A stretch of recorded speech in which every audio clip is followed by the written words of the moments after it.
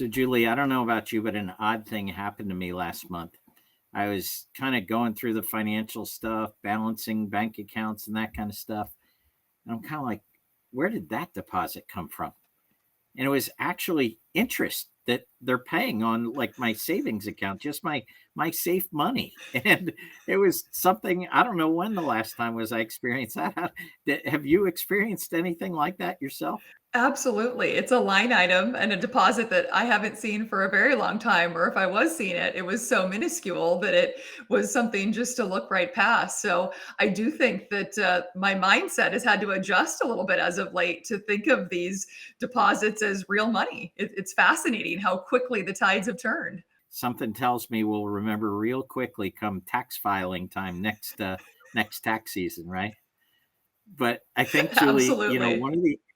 one of the interesting things when we think about cash and its maybe newly relevant role is this idea in financial planning around bucketing, which is setting aside some degree of cash assets, safe money, if you will, to provide for a client's kind of baseline expenses for a year or two while they let the rest of their portfolio do the investment work that oftentimes takes more time in terms of time horizons.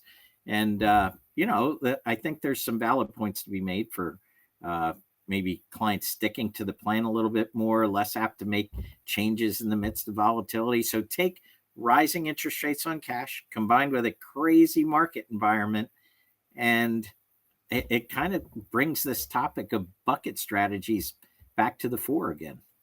Absolutely. And it's interesting. It's a technique that I've maybe subconsciously used for a long time, even though I'm not a retired person, but just allocating mentally buckets of money towards different activities in life, whether it's vacation or home repair or that future new car. So I'm really excited to hear what Christine has to say because it's something that certainly aligns with my mindset. I thought the same thing. Who better to talk to than Christine Benz from Morningstar, who's done an extensive amount of work speaking and studying this topic of bucket strategies. And so, why don't you tell our listeners a little bit about Christine, and then we'll have them listen in on the conversation that you and I recently had with her about bucket strategies. Perfect. Christine Benz is Director of Personal Finance and Retirement Planning for Morningstar and a senior columnist for Morningstar.com. In that role, she focuses on retirement and portfolio planning for individual investors. She also co hosts a podcast for Morningstar called The Long View, which features in depth interviews with thought leaders in investing and personal finance. She's a frequent public speaker and is widely quoted in the media, including the New York Times, the Wall Street Journal, Barron's, CNBC, and PBS. And in 2021, Barron's named her as one of the 10 most influential women in wealth management. So, Julie, why don't we invite our audience in on a conversation that we just had with Christine? Hi, I'm John. And I'm Julie. We're the hosts of the Hartford Fund's Human Centric Investing Podcast. Every other week, we're talking with inspiring thought leaders to hear their best ideas for how you can transform your relationships with your clients. Let's go. Christine, we're so excited to have you with us on the Human Centric Investing Podcast today. Thank you again for joining us. Thank you so much, Julie. It's my pleasure to be here. So, Christine, obviously, for the financial professionals who are listening today, I hate the word unprecedented. If we're not using it to describe health conditions in the United States, we're using it to describe markets. And we're coming off 2022 where, the bond markets were totally out of character, at least what many of us have been used to dealing with over the past decade or two. And certainly the equity markets didn't behave at all either in the face of increasing volatility. It always seems, headlines all around us. It's no wonder that our clients are feeling a little bit anxious, maybe more than a little bit. But, I know, Christine, that you have talked about and are interested in the topic of bucketing as an investment strategy. And just wondered, for those of you who aren't as familiar with it, if you could maybe give us a brief overview of bucketing, and then maybe we can have a discussion just about advantages, disadvantages, and the like. Sure.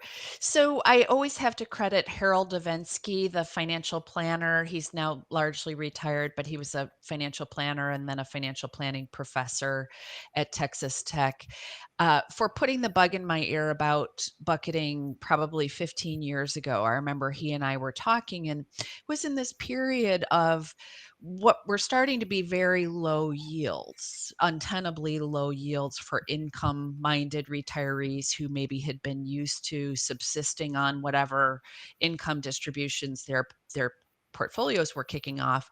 As yields declined, that sort of distribution strategy became untenable. So I remember asking Harold, well, what do you do? How do you manage your client portfolios who for clients who are retired? How do you figure out how to get them their distributions and how do you structure the portfolio? And he said, well, it's really simple. I just maintain this total return, more or less balanced portfolio that I periodically rebalance back to whatever target we have. But then I also bolt on this cash bucket where it can supply distributions in a year where neither the stocks nor the bonds have cooperated. So a year like 2022, for example, where you had rising interest rates crimping both stock and bond prices. The virtue of the cash bucket is that it's something that you can draw upon in a year like that.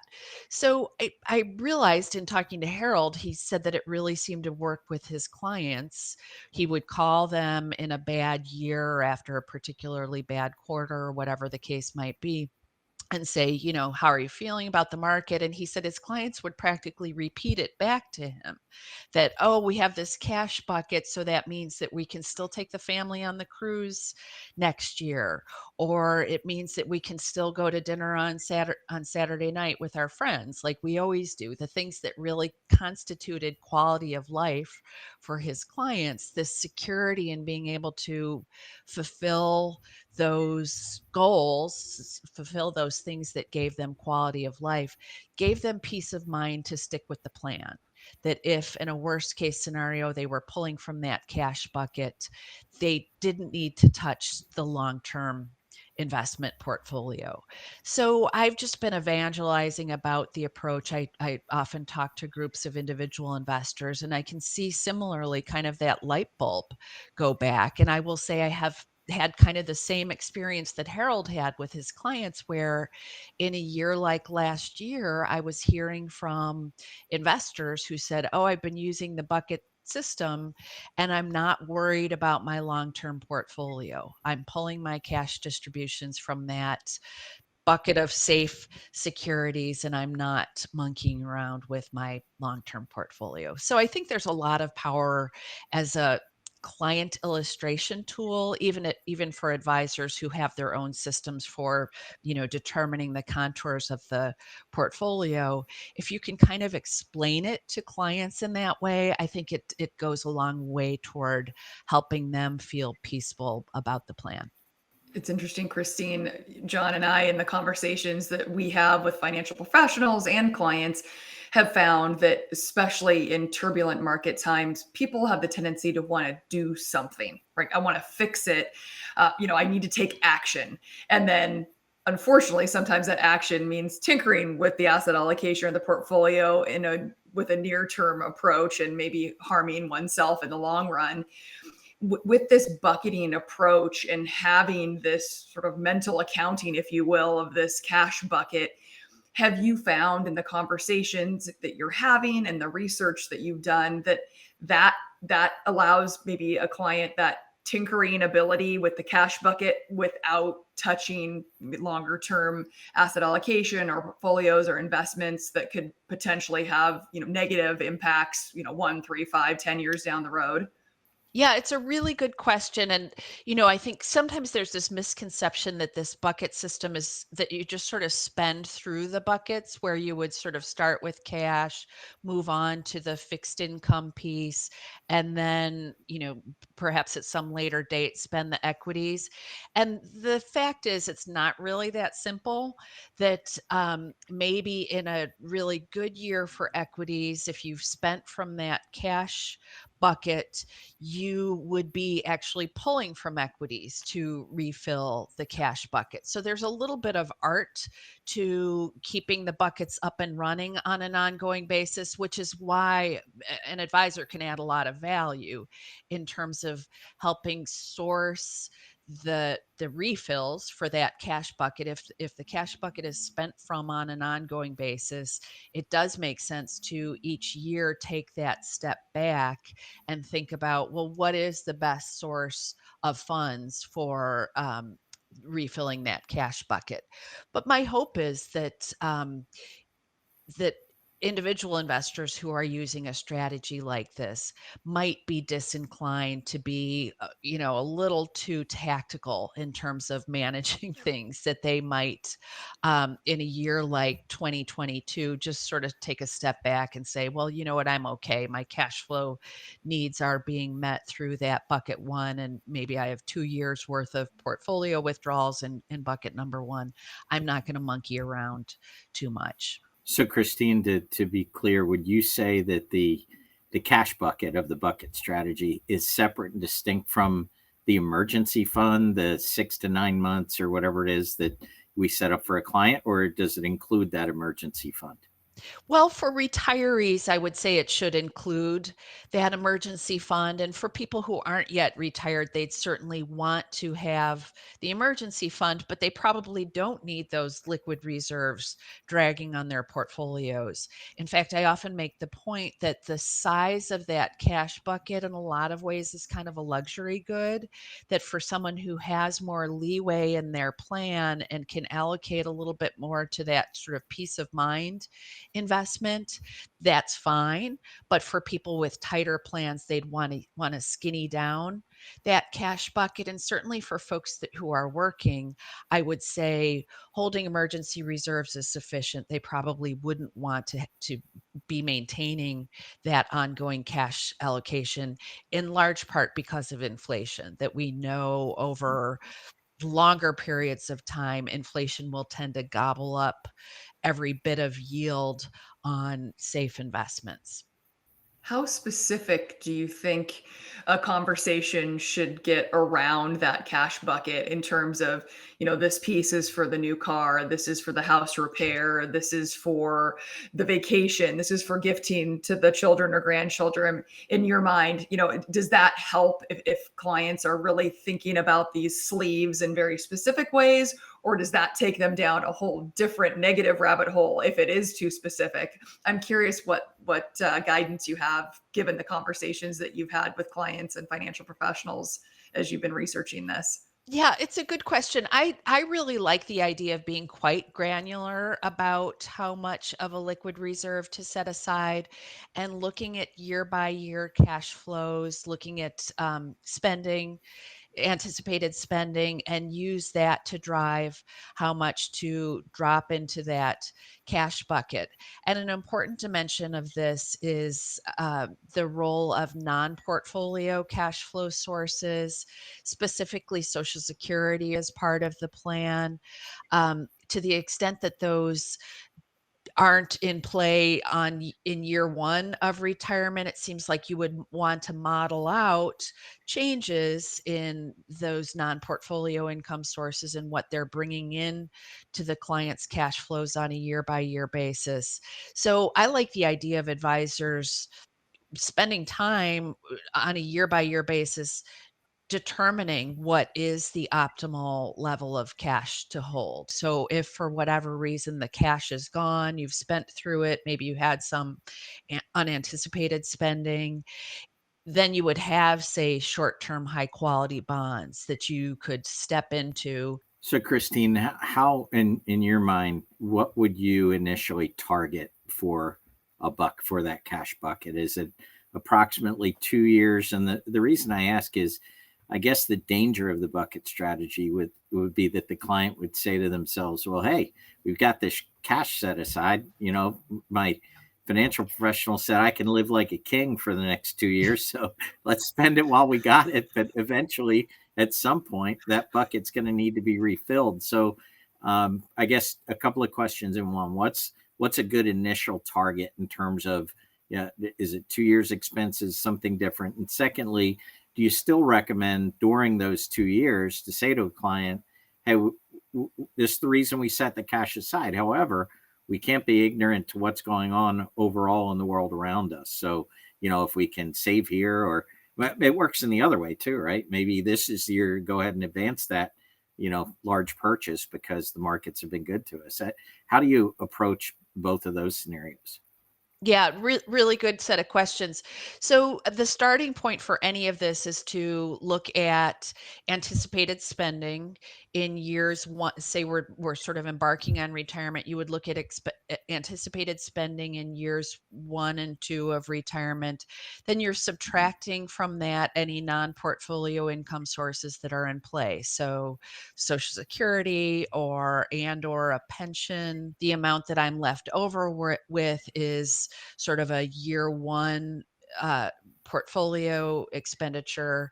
And then I would spend some time stress testing that. Is that a sustainable withdrawal amount? Is it, within the sniff test of what we think is a sustainable withdrawal rate? So I would start there, but certainly there is room to explore some variability in terms of the distribution rate, the withdrawal rate that's being used, and then using that to right size that bucket number one.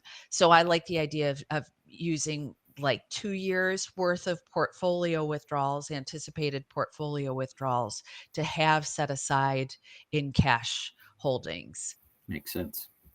It does. Christine, when you speak with groups of investors or clients about this strategy and educate them, I'm curious on the whole, are they typically more optimistic about the amount of money that they'll have to dip into, or does it feel like the trend is that they underestimate what they have and are maybe a little bit more conservative about the things that they'll be able to do, say at different periods of retirement? I'm just curious, given those conversations that you're having, what the kind of the general sentiment is. I've seen both extremes, Julie, actually, where I've talked to retirees who, when we go through the research on sustainable withdrawal rates, say that they really want to model in the retirement spending smile where they're anticipating higher spending earlier on. They know that they will have to spend less as retirement progresses. So I encounter higher spending new retirees, but I also encounter plenty of older adults, especially folks who are well into their 80s, who kind of proudly say, "Well, I'm spending 3% per year, year in and year out, and that is more than enough for me." And it does seem that it runs the gamut, where you have people who want to spend everything that their portfolio has, and those who are comfortable taking much less. I will say there's one area that is a common area of concern among older adults, and I know it's a whole topic unto itself, but it's long-term care. So where there's unfunded long-term care expenses, or where someone has not purchased any sort of insurance product, oftentimes there's a lot of angst about spending from the portfolio, and there's a strong appetite to make sure that there are funds left over to cover any uninsured long-term care expenses. Well, and Christine, not that it's a new phenomenon; it's always been with us. But I know in the work that Julie and I do, we see one of the things that people are talking about now is working longer into retirement. Right? We talk about the working retired. Right? We can't even figure out a right word for it. But obviously, maybe the starting place there is when we think about our monthly cash flow outflows, beginning to think about, okay, maybe I don't leave work altogether, but if I scale back, right, how much will my continuing income be able to feed that cash bucket, if you will, which then relieves pressure from the portfolio. So I think this is my advertisement for no matter what age we are. We should consider what work is available to us. If we like what we're doing, we're physically able to do it, we have an opportunity to do so. I think maybe breaking the old myths about just because I'm somewhere between 55 and 62 means I have to retire It may just mean that we need to do something different because we're bored with what we've been doing the last 30 years, right? Absolutely, John. And I know you know this better than anyone. In your work, you have explored so much about the value of purpose and the value of ongoing relationships throughout our lives. So I love that that dimension is increasingly coming to the fore as we talk about retirement planning. How do we make sure that people have that sense of purpose and those ongoing points of contact with others? And a real side benefit is that it benefits the plan enormously if someone can forestall withdrawals or full on withdrawals from the portfolio and use their ongoing income from work to source or to supply some of their spending needs. So much to be said for the benefit of working longer. I often caution people, though, I do encounter a lot of older adults who say, well, it's my plan to continue working until I'm 70 or even 75 or even beyond that. And as my colleague at Morningstar, Mark Miller, often says, it's a worthy aspiration. It's not a plan, right? It can't be, if that's your sole save from a financial standpoint to continue working, there are so many reasons why that may not work out. And so you just need to factor that in mind. It can't be the sum total of the plan. We always need to have our bucket ready, in other words. Exactly. Well, Christine, we've been talking a lot about bucket strategies. Now maybe we'll hit you up for some bucket list items on our favorite part of our podcast, which we call our lightning round. So Julie and I are going to fire a couple of questions at you. We want those top of the mind responses. This is the Human Centric Investing Podcast. So we'd like to learn a little bit more about Christine as a person. That's the purpose of the lightning round. So if you're ready, I think we are too. Great. On a scale of 1 to 10, 1 being introvert, where I'd rather prefer to sit in the corner of a library with my book, and 10 being the more the merrier, let's party hard extrovert. Where do you put yourself on the introvert extrovert scale? I would say, so if the lower numbers are introvert, I would say I'm kind of a 4, where Okay. I think is it called an ambivert? Where I think I've gotten Yeah, that's pretty for sure. good about, being social and being adept in social situations. But I do find after heavy socializing, or like I go to a conference or something like that, I need to just retreat for a little while to recharge. Which is often why on a Sunday afternoon, my very favorite activity is just sitting on the couch with a book. Sometimes I'll nap a little bit, but I think that is my own way of kind of just recharging my batteries after socializing sometimes on the weekend. Preaching to the choir with that one. That makes perfect sense. What's the last TV show you watched? Oh, my husband and I are watching Better Call Saul. And for people who haven't seen it, we have really enjoyed it. Bob Odenkirk is like, give him all the awards, in my opinion, as well as the female lead in the show, Rhea Seehorn, I think is her name, is just one of the most identifiable female characters I've seen in any show. She's an attorney. She is just sharp.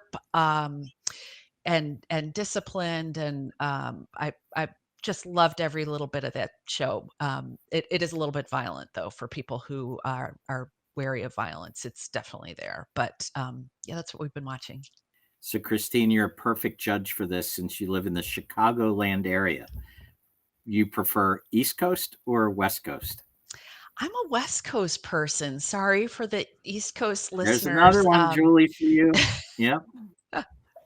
We have just spent a lot of time on the West Coast, have some family in Southern California and some good friends in Northern California, and some relatives in Oregon as well. So we've just spent a lot more time on the West Coast. I will say I spent a girlfriend's trip this past fall, though, in Maine.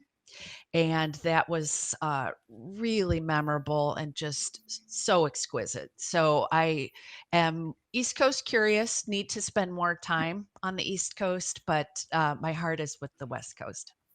I love it. Christine, when you were a kid, what did you want to be when you grew up? Well, my first thing I remember articulating, and my parents enjoyed having me say it at parties, was an ornithologist. I was a big bird lover, still am a bird lover, bird watcher, and I think my dad's taught me to say that word because he thought it was funny. But I really loved birds and continue to be very engaged with the natural world. And that was probably the first thing in my mind that I had identified as a career path. It turned out that science wasn't my best subject, and so I kind of dropped that, but still do find a lot of inspiration in nature and spending time outdoors. Christy, my last question. What was your favorite board game as a child?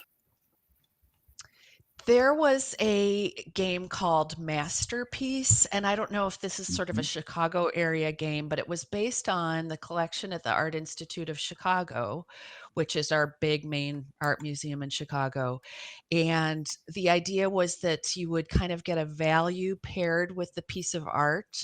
And I can't remember specifically how the game worked, but I do remember memorizing all of the pieces of art, all of the artists. And I grew up in kind of an arty family where we spent a lot of time going to museums. And so it just gave me a good grounding in different styles of art and certainly in our local museums collection. But that was by far my favorite game. And there was a fun dimension to it where sometimes pieces of art could be a forgery. So I think you would bid on these pieces of art not knowing what they were worth. And sometimes you might buy a forgery. And that was always a fun dimension. And I continue to be super interested in the topic of art thieves and art capers and some of the big art thefts that have happened. There have been documentaries about them, and it's just something that kind of lights up my brain. It's something I'm super interested in. That's very cool. Well, Christine, we can't thank you enough for being here with us today and sharing your thoughts and ideas on the bucketing strategy. I'm confident that our listeners will take much from that and be able to continue to engage in meaningful conversations with their clients and prospects around this strategy. For those of you that want to find more information on Christine's thought leadership, please visit morningstar.com and also listen to her podcast, The Long View. You can also check out her book, 30-Minute Money Solutions, a step-by-step guide to managing your finances. Christine, thank you again for being here with us today. We appreciate it more than you know. Thank you so much, John and Julie. Thanks for listening to the Hartford Funds Human-Centric Investing Podcast. If you'd like to tune in for more episodes, don't forget to subscribe wherever you get your podcasts and follow us on LinkedIn, Twitter, or YouTube. And if you'd like to be a guest and share your best ideas for transforming client relationships, email us at guestbooking@hartfordfunds.com. We'd love to hear from you. Talk to you soon. The views and opinions expressed herein are those of our featured guests who are not affiliated with Hartford Funds. The views expressed here should not be construed as investment advice. They are based on available information and are subject to change without notice. The information above is intended as general information and is not intended to provide, nor may it be construed as providing tax, accounting, or legal advice. As with all matters of a tax or legal nature, please consult with your tax or legal counsel for advice.